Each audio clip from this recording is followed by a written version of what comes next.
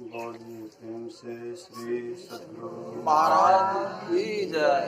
श्री सद्गुरु महाराज की जय। श्री सद्गुरु महाराज की जय। अखंड मंडलाकारं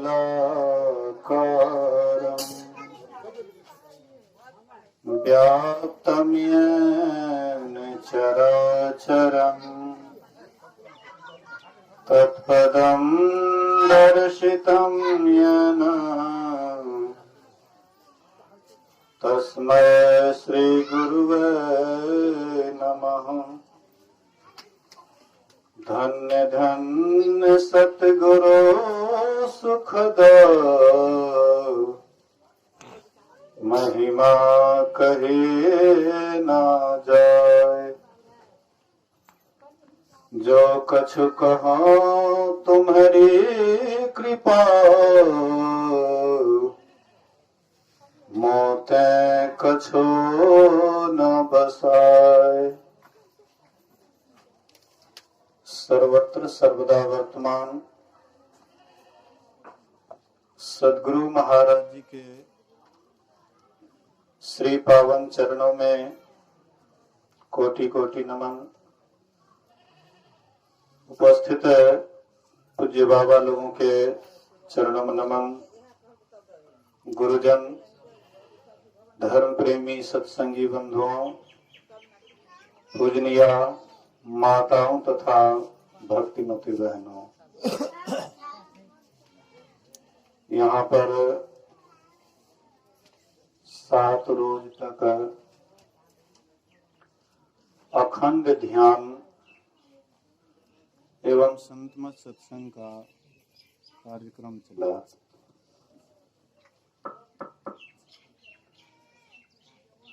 यह कार्यक्रम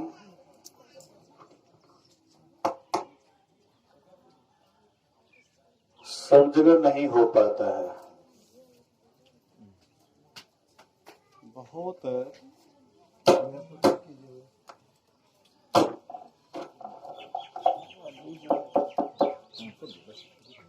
बोले श्री सद्गुरु महाराज की जय। यह कार्यक्रम हर जगह नहीं हो पाता है। मानगंज आश्रम में मैं भी अखंड ध्यान रखा था 1 वर्ष का। लगातार 1 वर्ष तक अखंड ध्यान, तो लगभग 7-8 महीने तो बढ़िया से चला। उसके बाद थोड़ा ढीलापन हुआ, किसी तरह से साल भर पुराया गया, क्योंकि ध्यान का नाम सुनकर ही लोग वहां से भाग जाते हैं। ध्यान किस चिड़िया का नाम है, बहुत आदमी अभी भी नहीं जानते हैं। आश्रम पर अखंड ध्यान हो रहा था, लेकिन अगल बगल के लोग कह रहे थे कि महात्मा ये क्या करते हैं, न कोनो स्पीकर बोलता है, न कोनो आवाज सुनते हैं। लोगों की समझ में अभी तक नहीं आ रहा है। सत्संगी भी इस बात को नहीं समझ रहे हैं।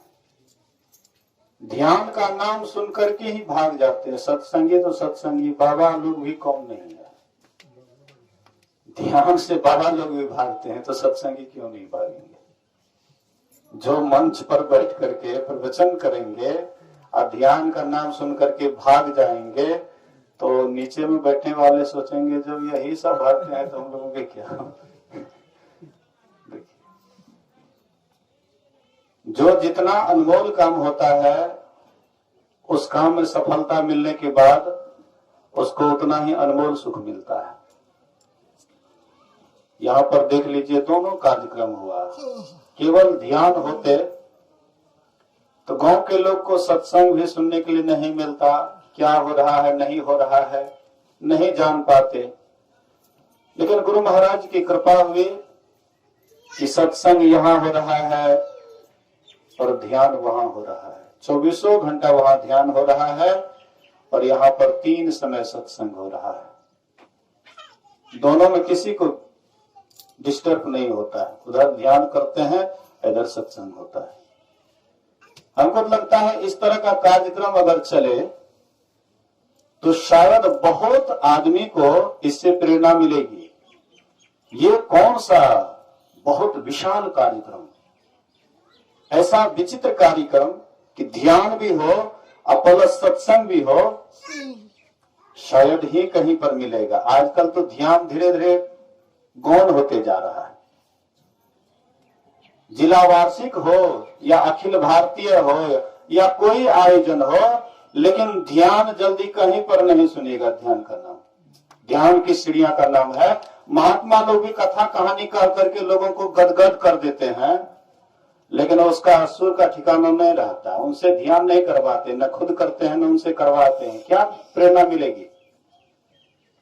और गुरु महाराज जी तो शुरुए से ध्यान किए और लोगों को ध्यान करने के लिए प्रेरणा दिए।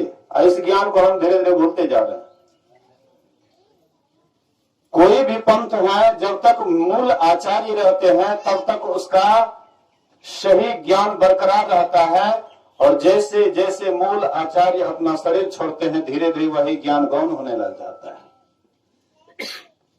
जब पूरा गौण हो जाता है तो फिर परमात्मा को दया आती है, फिर कोई पहुंचे हुए महापुरुष को भेजते हैं कि ये ज्ञान फिर लुप्त हो गया है, इसका प्रचार करो। गुरु महाराज जी आए, जिला वार्षिक सत्संग हो रहा था और उधर नालंदा विश्वविद्यालय से जुड़े हुए भिक्षु जगदीश कश्यप, जो भगवान बुद्ध के अनुयायी थे, एक अच्छे बड़े विद्वान भिक्षुओं में से एक थे। गुरु महाराज जी का जसगान जब चारों तरफ फैलने लगा, उनके मन में हुआ कि चलना चाहिए महर्षि जी का दर्शन करने के लिए। तो कहीं पर जिला वार्षिक सत्संग था, वहां पता करते करते वह जिला वार्षिक सत्संग में गए, और वहां जाने के बाद शाम में गुरु महाराज जी से भेंट करते हैं। भीमसन उसका अचानक नींद टूटा। लगभग ब्रह्म मुहूर्त का 3 के लगभग बज रहा था। नींद टूटा। हजारों सत्संगी अधिवेशन में, हजारों की भीड़ थी और सब के सब एकदम ध्यान पर बैठे हुए थे। कोई भी सोए हुए नहीं थे। गुरु महाराज जी के समय बहुत कड़ाई रहता था। कहीं जिला वार्षिक हो, अखिल भारतीय हो या आश्रम हो, बहुत निगरानी रखते थे कि कौन ध्यान करते हैं, कौन सोए हुए हैं, क्या करते हैं, नहीं करते हैं। एक बार कुप्पा घाट आश्रम में गुरु महाराज जी 3:30 बजे के आसपास अचानक कहते हैं हमको व्हील चेयर लेकर के टहलाइए। और व्हील चेयर लेकर के टहलाने लगे तो उधर कुछ लोग बाहर से आए हुए थे और 3:30 बजे ब्रह्म मुहूर्त में कुछ सोए हुए थे।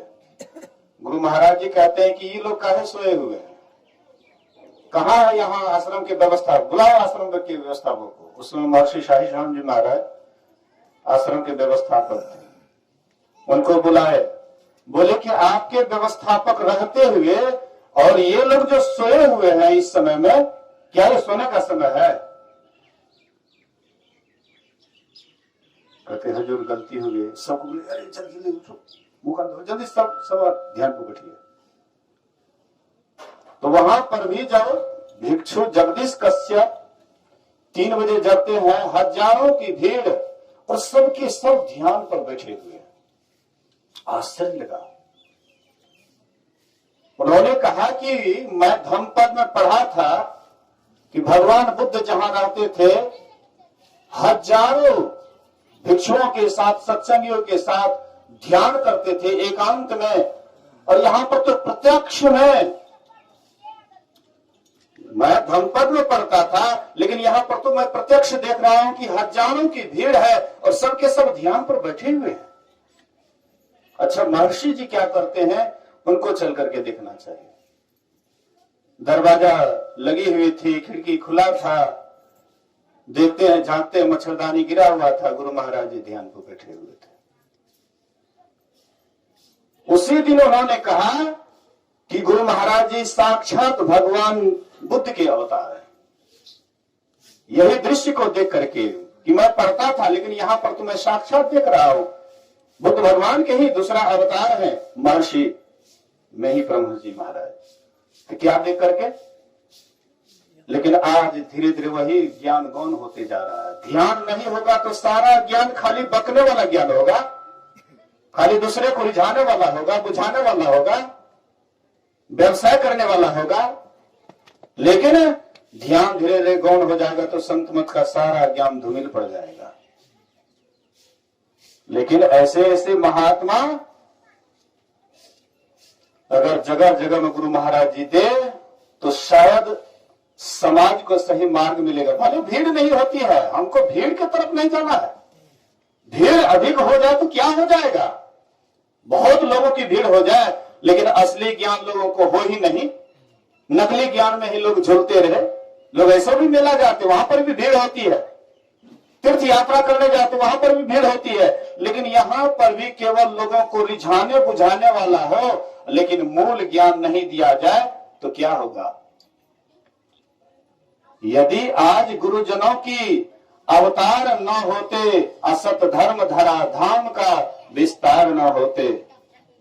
इसलिए ऐसे महात्मा को आप लोग सहयोग दीजिए, उनके उत्साह को बढ़ाइए।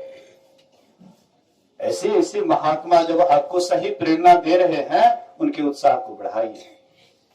बहुत मूल कार्यक्रम यहां पर हुआ है। ऐसा कार्यक्रम मैं कहता हूं गुरु महाराज जी से कि इस तरह का कार्यक्रम हर जगह हो।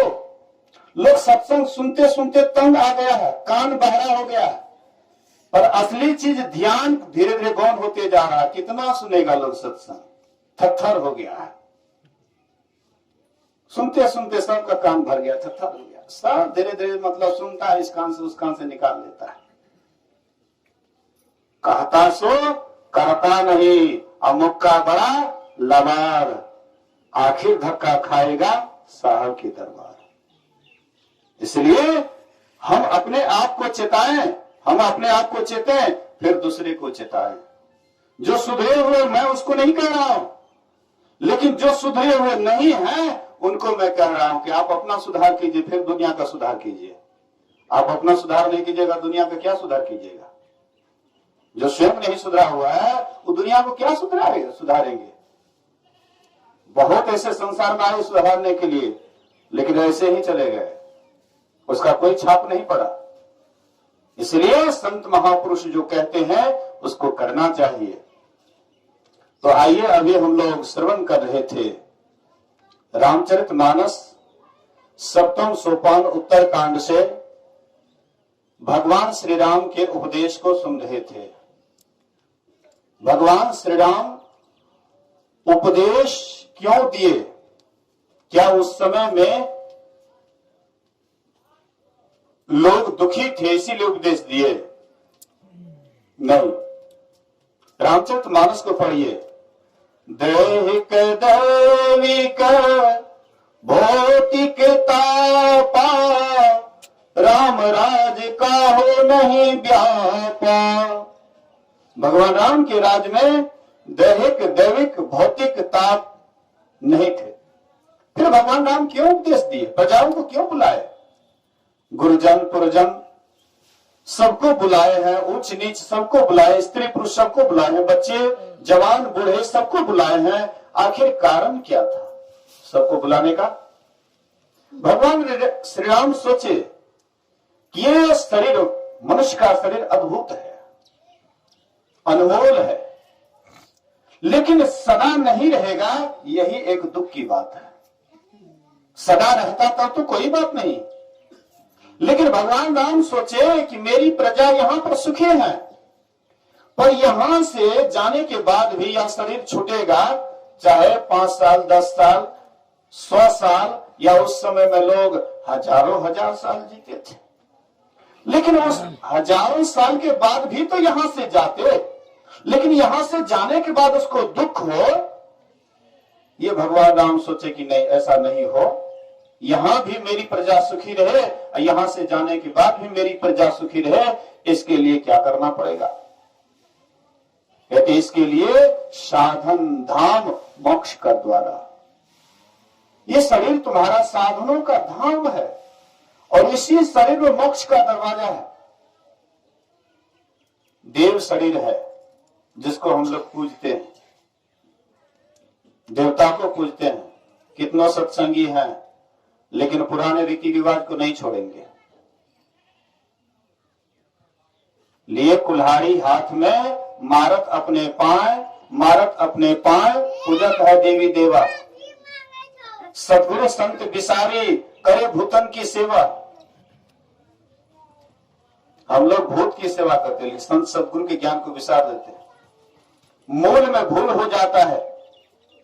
इसलिए भगवान राम कहते हैं कि देव दुर्लभ तन तुमको प्राप्त हुआ है। जिस शरीर के लिए देवी देवता तरसते हैं, लेकिन परमात्मा उसको मानव का शरीर नहीं देता है। और तुमको मानव का शरीर क्यों दिया है?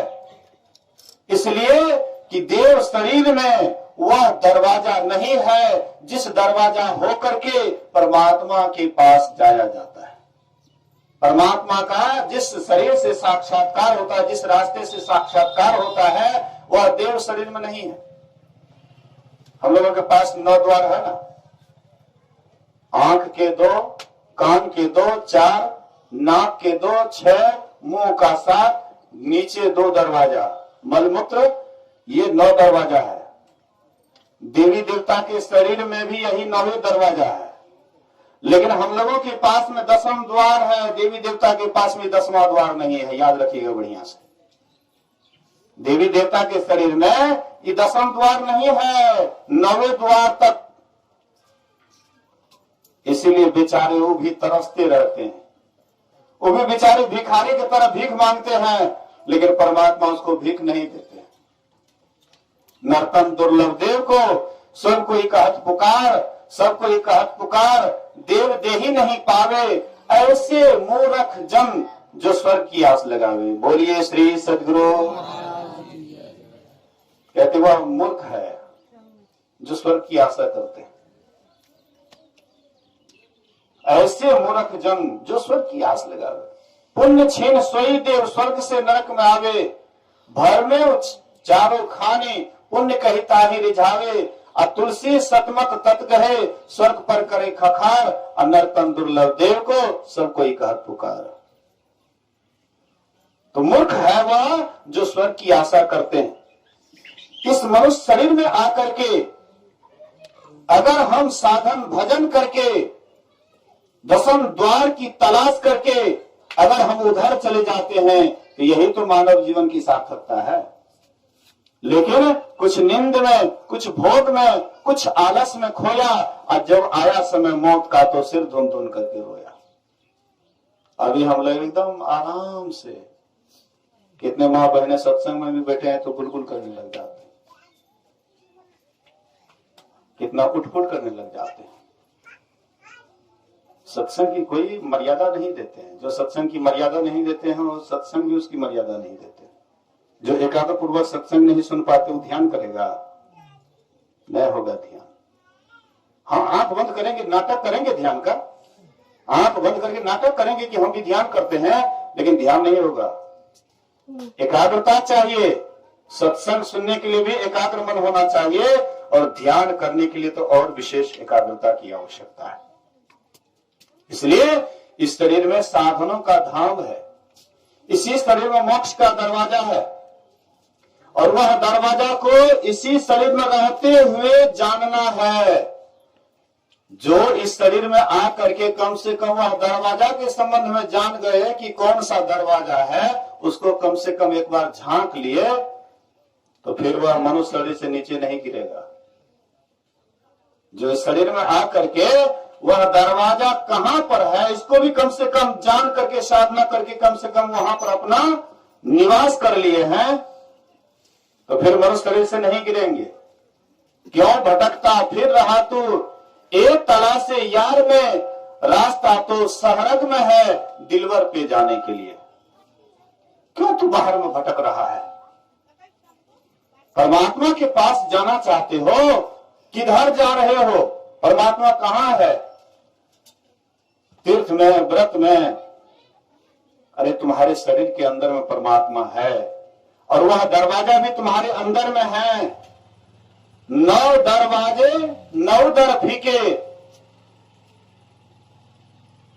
9 दरवाजे में रहोगे, परमात्मा का वह रास्ता नहीं है। 10वें दरवाजा की खोज करो, 10वें दरवाजा को जानो, वह 10 दरवाजा किधर है। पढ़े 6 शास्त्र 18 पुराण पढ़े, वेद उपवेद आदि अंत को छाना है, बहुत कुछ जान गया। लेकिन अगर अपने आप को नहीं जाने, अपने आप को कैसे जानेंगे? किताब पढ़ करके, लंबा चौड़ा प्रवचन दे करके? कहते नहीं, साधना करके, ध्यान करके, नदी किनारे घर किया, कर्जा करी करी खाए, कर्जदार जब मांगन आवे तो घुसक नदी में जाए। नदी किनारे में घर कर लिया, उसी नदी के किनारे घर बना लिए हैं, कर्जा करके खा रहे हैं। हाँ, इधर से उधर से सबसे कर्जा वर्जा लेकर के खा रहे हैं। अब कर्जा मांगने वाला जब आया तो घुसक नदी में जाए, नदी में घुस गए तो कौन नदी में घुस जाइएगा, कुर्सी में घुस जाइएगा, कितना देर तक घुस करके रहिएगा? कर्जा वाला छोड़ देंगे। लेकिन वह नदी हमारे अंदर में है। गुरु महाराज कहते हैं, गंग जमुन सरस्वती संगम पर संध्या करो नित भाई। गंगा यमुना और उसी के बीच में सरस्वती नदी है, कहते उसी में डुबकी लगाओ। दाएं तरफ गंगा है, बाएं तरफ जमुना है, ईड़ा दाहिने तरफ है, पिंगला बाएं तरफ है, और बीच में है सरस्वती नदी। उसको जानिए। आली अधर धार निहार निज के, निकर शिखर चढ़ावही, जहां गगन गंग सुरति जमुना, जतन धार बहावही। कृत कुमति काग सुभाग कलिमल, कर्म धोई बहावही। कहते हैं ये कलिकाल का जो दाग तुम्हारे मन पर चढ़ गया है, और जब 10वें द्वार में जाएगा तो सब दाग झड़ जाएगा। लेकिन वहां जाएंगे तब तो, वहां जाने के लिए बैठना नहीं चाहते। बैठे ने रास्ता काटा, चलते न बाट न पाई। जो बैठने के लिए नहीं जानेंगे तो भला कैसे उस रास्ते पर जाएंगे? एक बार गुरु महाराज जी से बाबा देवी साहब कहते, लाला मेरे पौना पर हाथ रख करके देखो। तो हाथ लेकर के वहां पर पौना के पास गए और टटोलते, कहते क्या बुझाता है? बोले हुजूर ठेला बुझाता है। तो बाबा साहब बोले कि जब बैठे चूत और तब निकले सूत। जब तक चूत नहीं बैठेगा तो सूत नहीं निकलेगा। चरखा काटने वाले बहुत गौर से चरखा को काटना पड़ता है, बहुत अस्थिर होकर के बैठते हैं और उसके बाद सूत काटते हैं। कहते इसी तरह से ध्यान में भी जो कम से कम घंटा, जो घंटा भी नहीं बैठेंगे तो ध्यान में क्या बढ़ेंगे? वे ध्यान में कभी भी आगे नहीं बढ़ सकते हैं जो 1 घंटा भी ध्यान पर नहीं बैठेंगे। इसीलिए जब हम ध्यान पर बैठते हैं तो कम से कम 1 घंटा जरूर बैठना चाहिए। इसके बाद फिर आसन बढ़ाइए, 1.5 घंटा, 2 घंटा, 2.5 घंटा, 3 घंटा। 3 घंटा तक जाने के बाद आपका आसन सिद्ध माना जाता है। इसलिए बैठे न रास्ता काटा, चलते न बाट न पाई। है कुछ रहनी गहनी की बाता, अब बैठा रहे चला पुनी जाता। इसलिए गुरु महाराज कहते हैं, गंग जमुन सरस्वती संगम पर संध्या करो नित भाई। गंग जमुन सरस्वती संगम पर संध्या करो नित भाई। दृष्टि युगल कर अंगुल द्वादश पर दृढ़ थिर धर ठहराए। दृष्टि युगल कर अंगुल द्वादश पर, द्वादश अंगुल पर, 12 अंगुल पर दृष्टि को जमाओ। तो वहां पर आंख बंद करते हैं, तो आंख बंद करने के बाद नापेंगे कैसे? 12 अंगुल, 12 अंगुल, 12 अंगुल कैसे नापेंगे? जब तक श्वास आपका 12 अंगुल पर नहीं टिकेगा तब तक आप ध्यान में आगे नहीं बढ़ सकते हैं। ऑटोमेटिक 12 अंगुल पर ही दृष्टि टिकेगी। जब दृष्टि टिकेगी 12 अंगुल पर, ऑटोमेटिक आपके अंदर में परमात्मा की ज्योति दिखाई पड़ेगी और वहीं पर आवाज सुनने के लिए मिलेगा।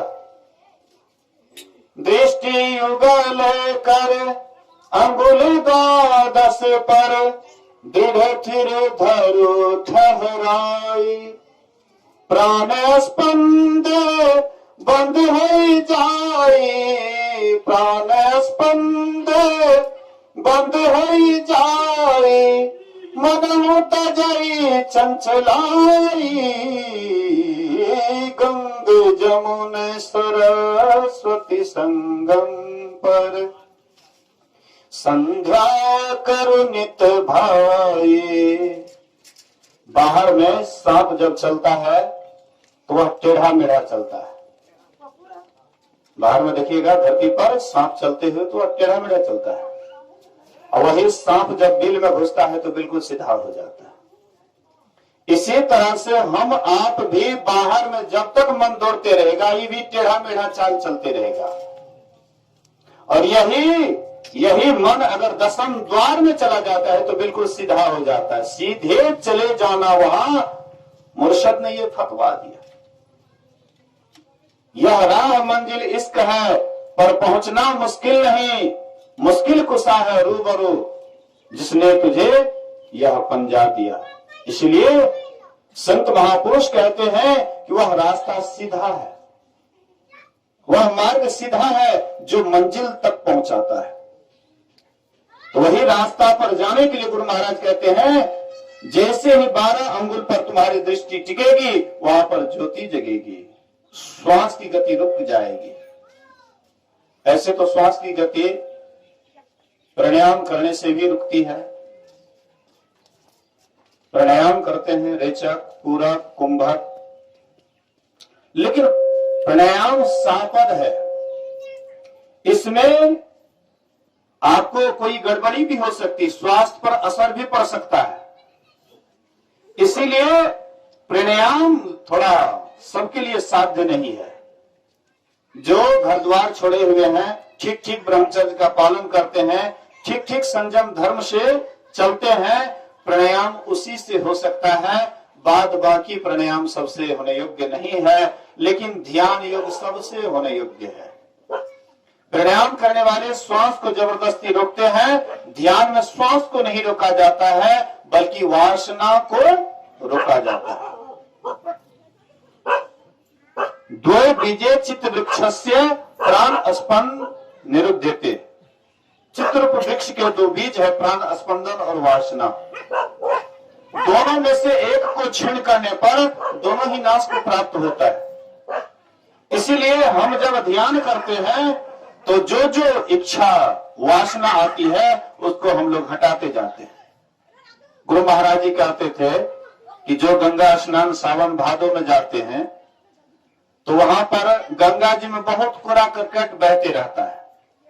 सावन भादों में बहुत नदी नाला का पानी आता है और उसमें कूड़ा करकट बहते रहता है, लेकिन जो श्रद्धालु भक्त हैं वे हाथ से कूड़ा करकट हटा देते हैं और डुबकी लगा लेते हैं। इसी तरह से मन में भी बहुत कूड़ा करकट आते रहता है, और जो अच्छे श्रद्धालु हैं ध्यान के द्वारा डुबकी लगा लेते हैं, कूड़ा करकट अपने आप बंद हो जाता है। तो कहते हैं दृष्टि युगल कर अंगुल द्वादश पर दृढ़ थिर धरो ठहराई। प्राण स्पंद बंद हो जाए, मन तजई चंचलाई गंग जमुन सरस्वती संगम पर संध्या करु नित भाई। अनोह से अनुरूप ब्रह्म संग सहज ही सूरत मिलाए। अनोह से अनुरूप ब्रह्म संग सहज ही सूरत मिलाए। सुखदायिनी ध्वनि सहज गायत्री, सुखदायिनी ध्वनि सहज गायत्री होता सुनो समाई। गंग जमुन सरस्वती संगम पर संध्या करु नित भाई।